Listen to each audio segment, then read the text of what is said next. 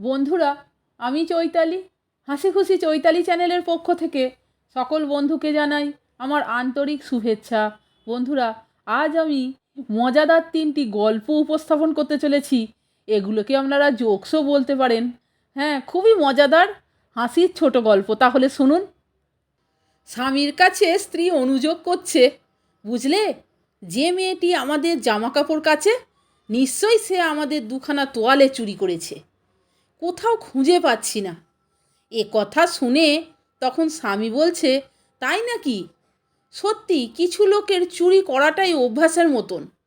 আচ্ছা, কোন দুটো তোয়ালে চুরি করেছে বলো তো?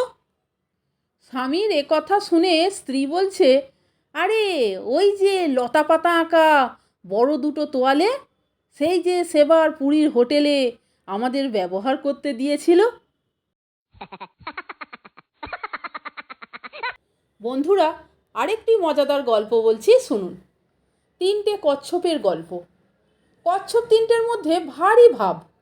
একবার 3 বন্ধুতে ঠিক করলো রেস্তোরাঁয় গিয়ে কফি খাবে। বেয়ারা টেবিলে 3টে কফি রেখে গেছে। অমনি ঝমঝমিয়ে বৃষ্টি নামলো বাইরে। 3জনের মধ্যে বয়সে যে সবচেয়ে বড়, সে বললে ছাতাটা নিয়ে এলে ভারী সুবিধা হতো, ফেরার সময় কাউকেই তাহলে ভিজতে হতো না। বয়সে সবচেয়ে ছোট কচ্ছপটি বলল, আমি গিয়ে ছাতাটা নিয়ে আসতে পারি, যদি কথা দাও যে আমার ঘুরে আসার ফাঁকে তোমরা দুজনের কেউ আমার কফিটা খেয়ে নেবে না। এ কথা শুনে বাকি দুজন বলে, তবা তবা, আমাদের সততায় অবিশ্বাস। বেশ, প্রতিজ্ঞা করো আমার কফি ছোবে না।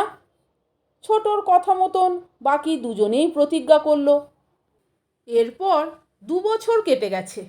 ছোট কচ্ছপ সেই যে ছাতা আনতে গেছে, আর তার ফেরার নাম নেই। শেষে বড় কচ্ছপ মেজ কচ্ছপকে বলে, আমার মনে হয় ও আর ফিরবে না। কফিটা শুধু শুধু নষ্ট করে লাভ কি? তার চেয়ে আয় ওর কফিটা খেয়ে নি। ঠিক তখনই দরজার বাইরে থেকে ছোট কচ্ছপের ক্ষীণ কণ্ঠস্বর ভেসে এলো, তোমরা যদি আমার কফিতে চুমুক দাও, আমি তবে ছাতা আনতে যাব না, বলে দিচ্ছি। বন্ধুরা, এখন যে গল্পটি আপনাদেরকে শোনাচ্ছি সেটিও দারুণ মজাদার। তাহলে শুনুন।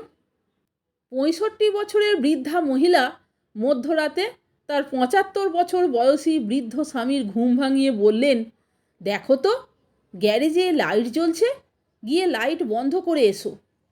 বৃদ্ধের কাঁচা ঘুম ভেঙে গেল।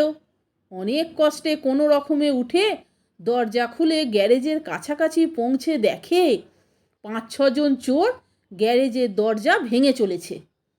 বৃদ্ধ সঙ্গে সঙ্গে লোকাল থানায় ফোন করে, হ্যালো স্যার, বাড়িতে আমরা কেবল 2জন বয়স্ক মানুষ রয়েছি, কয়েকজন চোর এসে আমার গ্যারেজের দরজা ভেঙে চলেছে, প্লিজ হেল্প করুন, দয়া করে পুলিশ টিম পাঠিয়ে দিন। আমার ঠিকানা হলো ব্যান্ডেল, হুগলি চুঁচড়া। ওদিক থেকে জবাব এলো, ঠিক আছে স্যার, চিন্তা করবেন না, আপনার ঠিকানা নোট করে নিলাম। আমাদের টিম বিভিন্ন এলাকায় টহল দিতে গিয়েছে, ফিরে এলেই আপনার বাড়িতে পাঠিয়ে দেব। উত্তর শুনে বৃদ্ধের মাথা হয়ে গেল গরম, রক্ত টকবক করে ফুটছে, বিপি হাই, প্রেসার বেড়ে গেছে। ওদিকে চোরের দল তালা ভাঙার চেষ্টা করেই চলেছে। 5 মিনিট পর বৃদ্ধ পুলিশ স্টেশনে ফোন করে, শুনুন, একটু আগে এই ঠিকানা থেকে আপনাকে ফোন করেছিল, আপাতত আর পুলিশ টিম পাঠাতে হবে না। ফোনের ওপার থেকে আওয়াজ আসে, কেন? চোরেরা কি চুরি করে পালিয়ে গেছে? বৃদ্ধ বলল, না, আমি মেরে ফেলেছি। এ কথা শোনা মাত্র পুলিশ স্টেশনে হুলস্থুল কাণ্ড বেঁধে গেল। 5 মিনিটের মধ্যেই পুলিশের বড় একটা টিম, 3জন ডাক্তার, কয়েকজন নার্স, 2টো অ্যাম্বুলেন্স বৃদ্ধের বাড়িতে হাজির। বৃদ্ধ পুলিশকে বলল, 6 জনের লাশ গ্যারেজের মধ্যে পড়ে রয়েছে। পুলিশ তাড়াতাড়ি গ্যারেজের দিকে গেল। পিছনে বৃদ্ধ চলেছে। গ্যারেজে গিয়ে পুলিশ হতবাক। 6জন চোর জড়োসড়ো হয়ে গ্যারেজের এক কোণে বসে রয়েছে। ভয়ে থরথর করে কাঁপছে চোরের দল। ঘটনার আকস্মিকতায় তারাও আশ্চর্য। হঠাৎ কী এমন হলো তারা বুঝতেই পারছে না। পুলিশ তাদের গ্রেপ্তার করে। পুলিশ অফিসার বৃদ্ধকে প্রশ্ন করে, কিন্তু আপনি যে বললেন 6 জনকে গুলি করে মেরে ফেলেছেন? বৃদ্ধ জবাব দিলেন, আপনারাও তো বললেন পুলিশের কোনো টিম খালি নেই, সবাই টহলে গেছে। মোরাল অফ দ্য স্টোরি, বয়স মানুষকে অনেক কিছু শেখায়। অভিজ্ঞতার কাছে বাকি সব কিছুই তুচ্ছ। সোজা আঙুলে ঘি না উঠলে আঙুল বাঁকাতেই হয়। তাহলে বন্ধুরা, এই মজাদার এবং হাসির গল্পগুলি আপনারা শুনলেন তো? যদি ভালো লাগে তাহলে একটা লাইক, কমেন্টস এবং আমার চ্যানেলটিকে সাবস্ক্রাইব করে আমার পাশে থাকবার অনুরোধ করলাম। এই রকম আরও অনেক হাসির গল্প, মজার গল্প, হাসির জোকস শুনতে বন্ধুরা প্লিজ আমার চ্যানেলের ভিডিওগুলো আপনারা একটু দেখুন। ভালো লাগলে বন্ধুদের মধ্যে শেয়ার করে দেবেন। আপনারা সকলে ভালো থাকবেন, সুস্থ থাকবেন। আমি আবার আসছি পরের দিন অন্য কোনো ভিডিও নিয়ে। ভিডিওটা সম্পূর্ণ দেখার জন্য আপনাদের আমি অসংখ্য ধন্যবাদ জানাচ্ছি।